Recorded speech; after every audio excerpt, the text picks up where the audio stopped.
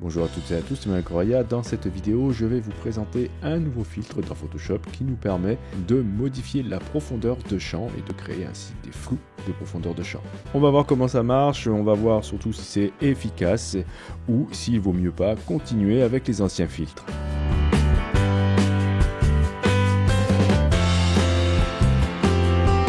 Je vais utiliser cette image, bien sûr je vous mets les liens des images dans la description. Cette image, si on zoome un peu, voilà, on peut s'apercevoir que le fond est déjà flou, mais voilà, on va dire que j'aimerais ajouter encore plus de flou. Eh bien je vais utiliser le nouveau filtre qui s'appelle flou de profondeur, c'est un Neural Filters. Je vais aller le chercher dans le menu filtre, Neural Filters, et là vous avez dans la liste des filtres en bêta, le filtre ici, flou de profondeur.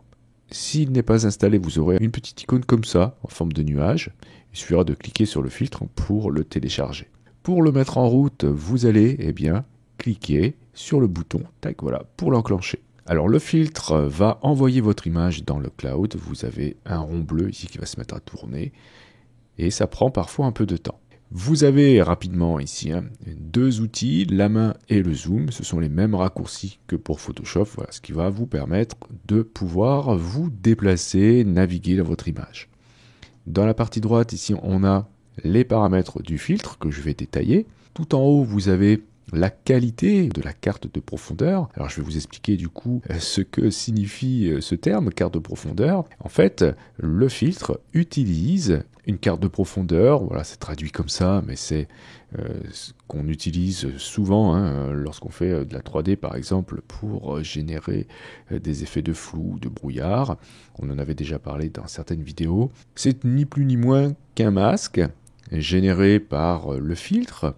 Et ce masque peut avoir trois niveaux de qualité, faible, moyen ou élevé. Par défaut, vous serez en élevé. Et si vous voulez voir à quoi ressemble ce masque, il suffira tout à la fin ici de cocher l'aperçu de la carte de profondeur de champ. Attention, si vous le laissez cocher, que vous cliquez sur OK après avoir validé, eh bien vous allez avoir ce que vous allez voir comme résultat. C'est-à-dire là, c'est la carte de profondeur de champ qui va sortir. Donc je vous la montre avant de faire des réglages. Voilà pour vous montrer ce que c'est. Donc c'est ça, c'est ni plus ni moins un masque. Et il faudra la lire comme cela. Ce qui est noir sera pas traité du coup par le filtre, ok.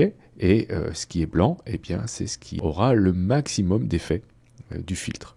Donc vous avez trois niveaux. Vous avez élevé, celui-ci. Vous avez faible, vous allez voir ce que ça va donner. Voilà, c'est ça. Et vous avez moyen, donc ce sera entre les deux. Ok. Donc je vais le laisser sur élevé. Et je vais décocher ici l'affichage de ce masque, car j'aimerais plutôt voir le résultat. Et on va parler des autres paramètres ici. Donc on a en tout premier l'intensité du flou. Bien sûr, ça veut dire que plus ce sera fort, plus le flou sera important, bien sûr. En dessous, on va trouver le paramètre plage de focale. Lorsque vous allez tirer le curseur vers la gauche, vous allez réduire la profondeur de champ. Donc vous aurez concrètement plus de flou dans l'image et moins de zones nettes. Et lorsque vous allez déplacer le curseur à droite, ce sera l'inverse. Ok. Donc ça, c'est la plage de focale. Ensuite, vous avez la distance focale. Donc là, c'est où est en fait positionnée la zone de netteté. Lorsque c'est très faible, eh bien, ce qui sera net, c'est ce qui sera à l'avant-plan. Et lorsque vous allez l'éloigner, eh bien, ce qui sera net, c'est ce qui sera à l'arrière-plan. Voilà, comme ça. Très bien. Alors ensuite, en dessous, on a la possibilité d'ajouter un voile dans le flou, de modifier la température du flou, ainsi que la luminosité et sa saturation. Donc ici, on va essayer déjà de trouver un moyen d'avoir notre personnage bien net et le reste un petit peu plus flou. Donc ce que je vais faire ici, c'est bien sûr réduire la distance focale. Ok. Et je vais vous montrer autre chose. Si vous n'y arrivez pas avec le curseur, vous allez pouvoir cliquer directement dans l'image, dans cette vignette ici, pour poser le point focal. Par exemple, je vais cliquer sur le visage. Voilà, ça va recalculer encore une fois. Notez que dans ce cas, le paramètre distance focale est grisé. Et ensuite, une fois que vous avez la zone que vous souhaitez sélectionner, vous allez pouvoir modifier l'intensité du flou et la plage focale. C'est-à-dire que si je veux plus de flou tout autour, eh bien je vais réduire le paramètre plage de focale. Et là, je vais pouvoir zoomer pour voir ce qui s'est passé. Voilà. Si vous allez trop loin, c'est-à-dire que si je vais jusqu'à 0, vous allez voir que là, je risque d'avoir des zones un petit peu floues. Vous voyez qu'ici, l'œil à droite est encore flou, donc je peux augmenter cette plage focale. Ok. Ensuite, ce qu'on peut faire, eh bien, si je vais vous montrer le voile, la chaleur et la luminosité. Si je souhaite ajouter un voile, je vais le mettre au maximum, hein, ici. Hop, je vais le tirer à 100%. Vous allez voir ce qui va se passer ici. Voilà, donc ça me fait une espèce d'effet de brouillard comme ça qui est pas super. Donc je vais le désactiver. Vous pouvez voir un avant-après en cliquant ici. Voilà, donc là c'est assez rapide, ça ne demande pas à recalculer à chaque fois. Vous pouvez donc changer la température du flou.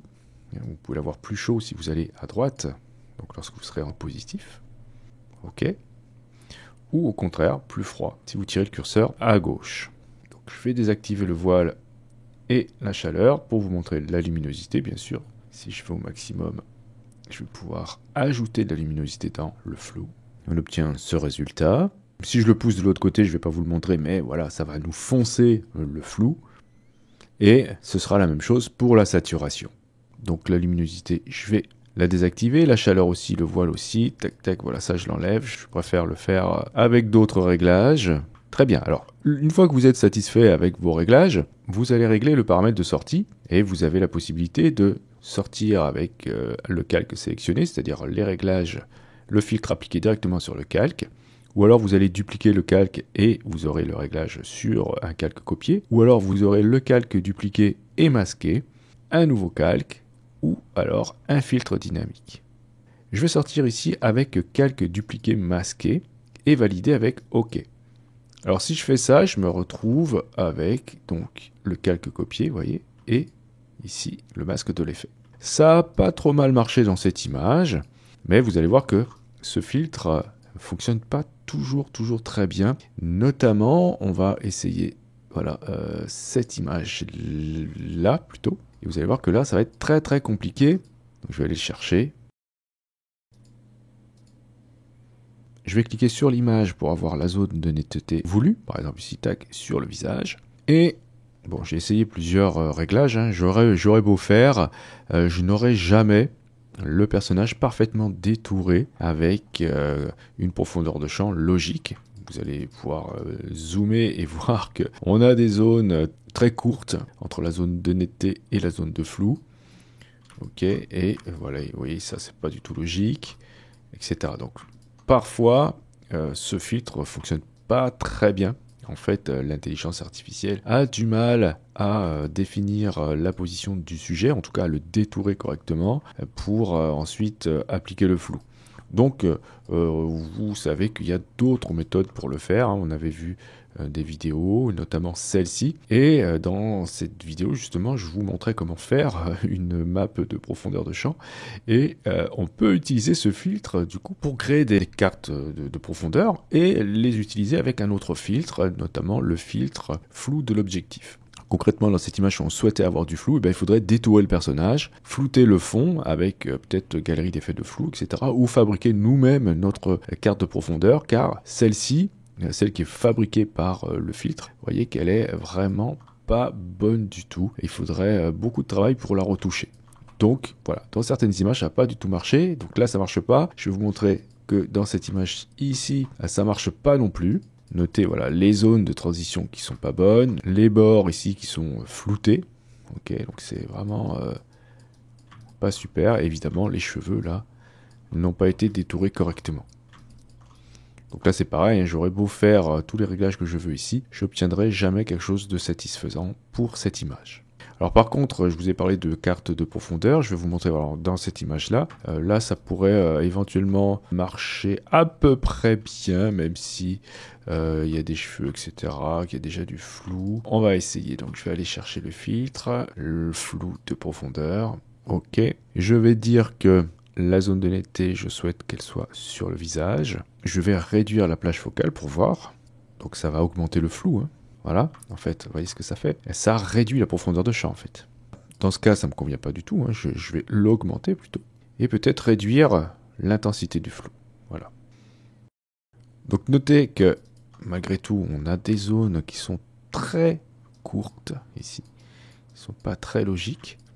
Mais ce qui va m'intéresser ici, plutôt, c'est d'aller récupérer cette carte de profondeur, voilà, de sortie uniquement. Donc je clique ici, je vais obtenir ça, et je vais valider avec OK. Et là, voilà, ça me crée cette carte. Là, ce qui va m'intéresser, du coup, c'est de la récupérer et de m'en servir avec un autre filtre qu'on a déjà utilisé. Donc comment je vais aller faire ça? Je vais aller dans le menu Fenêtre, je vais aller dans Couche, et là, ce que je vais faire, c'est je vais faire un CTRL-clic. Donc je maintiens CTRL ou commande sur Mac, je clique sur la vignette RVB, et je vais ensuite cliquer sur cette icône ici, le rectangle troué ici. Tac. Donc ça me crée une couche alpha que je vais pouvoir utiliser avec un autre filtre. Donc je retourne dans mon panneau calque, je vais désactiver le calque 0, je vais désélectionner tout, CTRL D ou commande D, je vais dupliquer mon calque d'arrière-plan, CTRL J ou commande J, car le filtre que je vais utiliser ne peut pas fonctionner avec un objet dynamique malheureusement, et je vais aller dans le menu filtre, choisir dans flou, le filtre flou de l'objectif.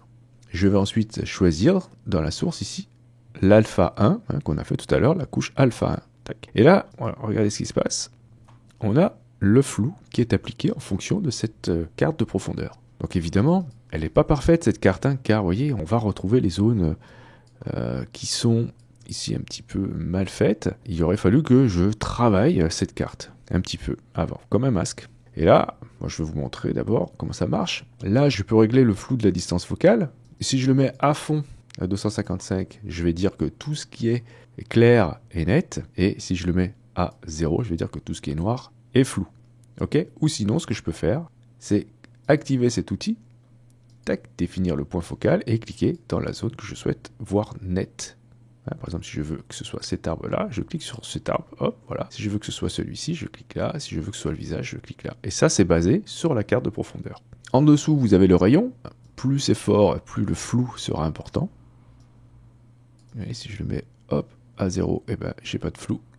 Et quand je vais le monter, tac. Et l'avantage de ce filtre, c'est qu'il est beaucoup plus rapide que celui qu'on vient de voir tout à l'heure. Et regardez, la zone de transition ici est quand même mieux faite. En fait, ce filtre est pas mal, beaucoup mieux, même si c'est un vieux filtre que l'autre. Par contre, bon, la carte de profondeur qui a été réalisée par l'autre demanderait à être retouchée un peu, car vous voyez qu'ici, on a des zones qui sont pas super. Notez que je vous l'ai pas montré, mais avec le Neural Filters, le flou va estomper le grain de l'image. Ok, et on n'a pas possibilité avec le filtre de l'ajouter, alors qu'avec ce filtre ici, flou de l'objectif, on va pouvoir le faire. Là, vous savez la quantité de bruit que vous allez pouvoir moduler.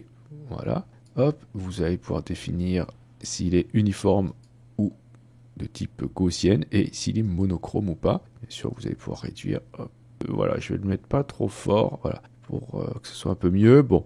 On a d'autres possibilités pour rajouter du bruit, car ici, le bruit, je ne le trouve pas encore assez proche de la photo d'origine. Mais bon, je n'ai pas envie que ce tuto dure trop longtemps, donc je ne vais pas trop en parler. Donc je valide ici avec OK, tac, et j'obtiens ce résultat. Ok, je pourrais utiliser aussi la carte de profondeur pour faire, par exemple, un effet de brouillard. Donc je vais aller chercher à ajouter un calque de réglage de type couleur unie, par exemple. Je vais mettre voilà, un brouillard un peu... Voilà, pourquoi pas un peu bleuté, comme ça. Ok, je vais jeter le masque de fusion. Ok, je vais aller chercher dans le panneau couche l'alpha 1 ici. Donc, je peux faire un contrôle-clic sur la vignette pour récupérer la sélection et ajouter un masque de fusion dans mon fond 1, ici, c'est-à-dire dans mon calque de remplissage de type couleur unie. Tac, et voilà, j'ai ajouté le brouillard en partant de cette map de profondeur. Donc évidemment, je vous disais tout à l'heure qu'elle n'est pas bien faite cette map, il aurait fallu la corriger avant de faire tout ça. Donc moralité de l'histoire, le filtre n'est pas encore super nickel. L'intelligence artificielle ne reconnaît pas toujours les sujets, il ne fait pas toujours des bons détourages, mais pourquoi pas dans l'avenir, voilà, surveiller ce que va pouvoir faire ces filtres et voir voilà, si on a vraiment besoin de ça ou pas. Je vous remercie d'avoir suivi cette vidéo. Si vous avez des questions comme d'habitude, n'hésitez pas à le faire dans les commentaires. Si cette vidéo vous a plu, vous pouvez cliquer sur j'aime, c'est hyper important pour le référencement de la chaîne. Si vous souhaitez soutenir cette chaîne, vous pouvez cliquer sur le lien Utip présent dans la description de cette vidéo et je remercie chaleureusement toutes celles et ceux qui l'ont déjà fait. Et si vous n'êtes pas abonné, vous pouvez encore le faire en cliquant sur abonnez-vous et n'oubliez pas la petite clochette pour être averti des prochains cours ou des prochains tutos. Et justement, on se dit à la prochaine pour un autre cours ou pour un autre tuto.